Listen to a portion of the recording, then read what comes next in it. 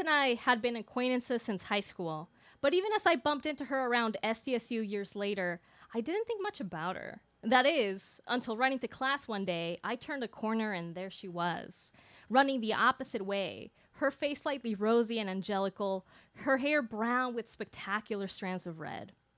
Fuck, I thought. My breath had been taken away. We said hi to each other without missing a step, and as she passed me by, I pivoted so I could see her walk away. It took a few days of thinking about her constantly that I finally got the courage to add her on MySpace. I didn't know what I was getting. I didn't know what I was doing, but the memory of her whoosh hair kept springing up at random times, and I felt compelled to pursue this weird curiosity. I got lucky. She added me immediately and asked me to hang out. I agreed with some surprise, and someone joked that it sounded like a date. But why would I go on a date with a girl? That's so silly. For 20 years I'd been straight, my bisexuality only cropping up when watching Sailor Moon. And being quickly extinguished each time the show ended. I loved men. There wasn't room for anything else, but I shrugged off the joke with a vague feeling of butterflies in my stomach. Celeste and I found each other among the throngs of people dressed up in Halloween costumes walking around Horton Plaza. At first sight, we hugged like old friends, her hug too damn perfect and soft. Then we watched a movie and walked around Seaport Village until early the next morning. Conversation was easy, and from the get-go, I was uncontrollably flirty. I'd gently tap her feet with mine, I'd crack jokes left and right, and in one of the most romantic gestures ever, I drove her home instead of letting her take the trolley.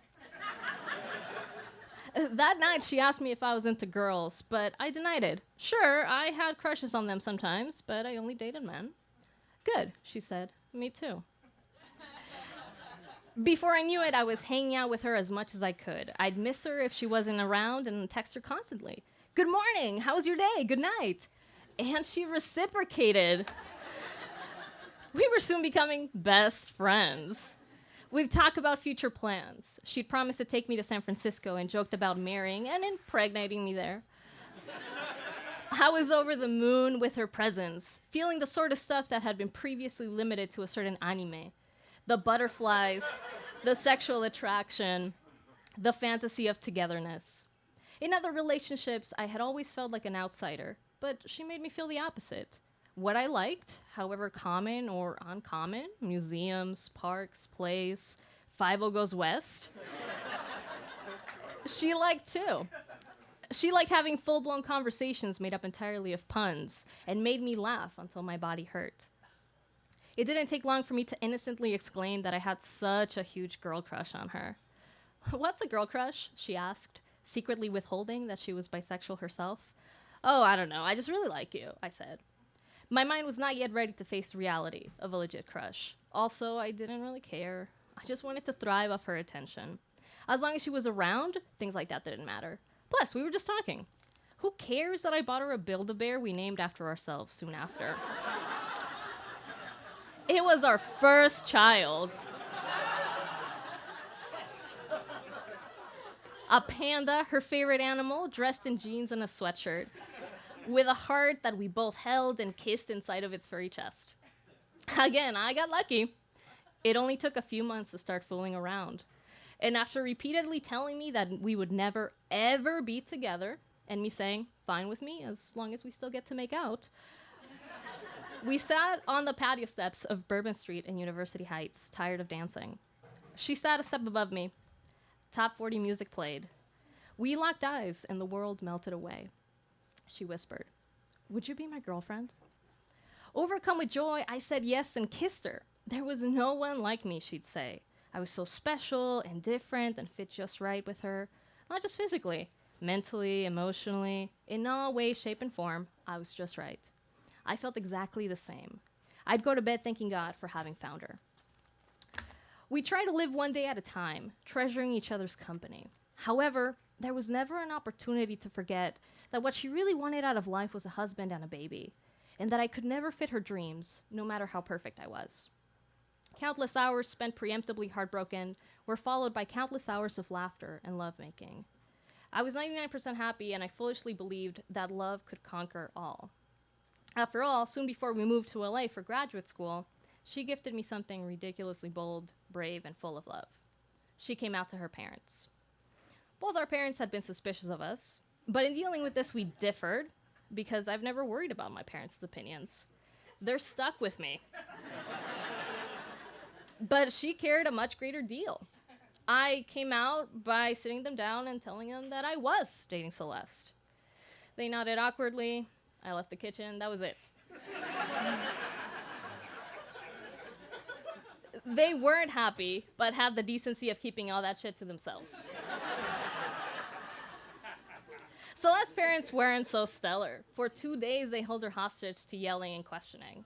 They pulled all the stops and blamed everyone for this catastrophe. They liked me, but as a friend, we could only be that. But she didn't relent, so her parents took a role of don't ask, don't tell disapproval, which hurt her a lot. So much that part of me thinks that they're partly to blame for our breakup. Maybe if they had been more accepting, she wouldn't have left. The nearly 3 years I lived with her surpassed all my expectations about what life was supposed to be like. It was empowering to feel her unyielding patience and support. Like how she didn't mind that I would wake up grumpy, or get grumpy when I got hungry, or tired, or stressed. She'd just laugh and make me feel normal. In fact, she'd actually try to prevent the grumpies with food or naps without being asked. I felt taken care of. Until Celeste came along, I had always been on my own. Despite having friends, I mostly kept to myself, wandering the library or binging anime in my dorm. So I tried to return the love. On bad days, I'd order pizza, rent the Redbox movie, and light candles for when she got home. One time, when I did exactly that, she cried in my arms, telling me how sweet I was and how I had saved her day. I felt like her superhero. I knew what to say, when to say it, when to push, and when to let go. She'd regularly come up to me with a pouty face and say, "Fix it, Ale. Fix it." It pulled at my heartstrings. There was nothing I could not fix, or so I desperately hoped. When I graduated from my MA program, she had 1 semester to go, after which she'd move away and our relationship would be over. She claimed she didn't want a long-distance relationship, but I knew her better than that. Despite many attempts at having that conversation, it was futile. I guess it would have been awkward to break up months before moving out. I started fantasizing about other people, imagining a life without her that was so much fun. I'd brag to my friends that post-breakup, I'd sleep with thousands of men to get back at her. Oh, and I wasn't going to date girls again. She started hanging out with men who were clearly interested in her. It was not a mystery that she felt like I could not give her the life she wanted, but I thought I had done a great job at proving that life with me could be better than her wildest dreams. No matter what I did, I wasn't enough. When she finally graduated, she moved back to San Diego, and we, on Christmas Day, were through. The product...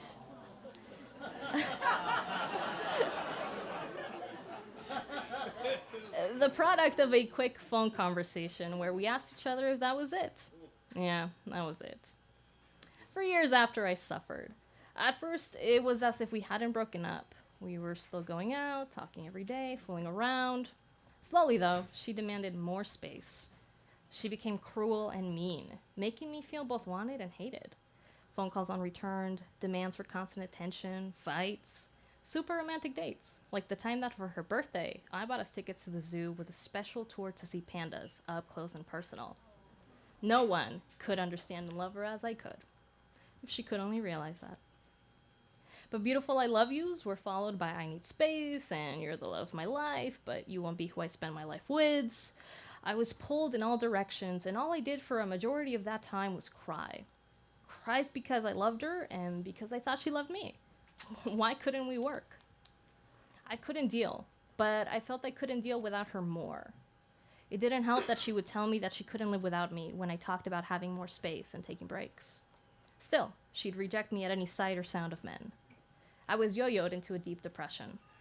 Now, don't get me wrong, I dated too, or I tried. And during a summer, she was out of the country visiting Mexico, and I had met a sweet guy. I remember praying to God for an answer. Should I stick with him? What if she wants to get back together? Part of me knew that her story was over, but what if? Ben was cute and clearly smitten with me, but I wasn't sure if he was the right choice. One day, while we talked in the Market Creek Amphitheater, a pair of men put a sign right in front of us. Celebrate with Nayarit. Nayarit was the state she was in at that exact moment. I was stunned.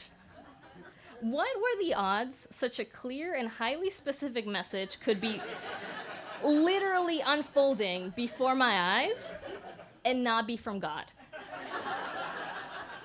I left him in a hurry.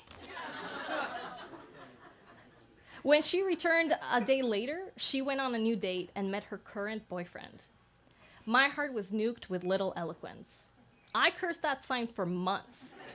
I regretted everything, cried the Amazon River into existence. I was limping through life, waking up every morning wishing I was dead, all because I felt she was the one. And what are you supposed to do when the one tells you you're not good enough? Die. That's what you're supposed to do.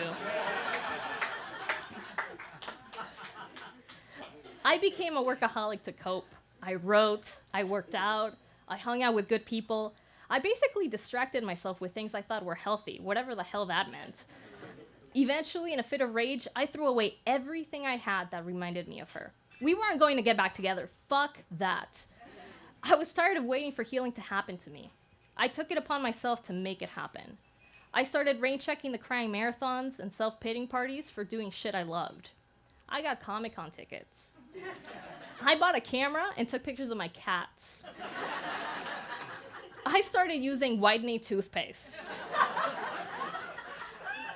I found that strength and zest for life I thought came from her within me. I started kicking ass.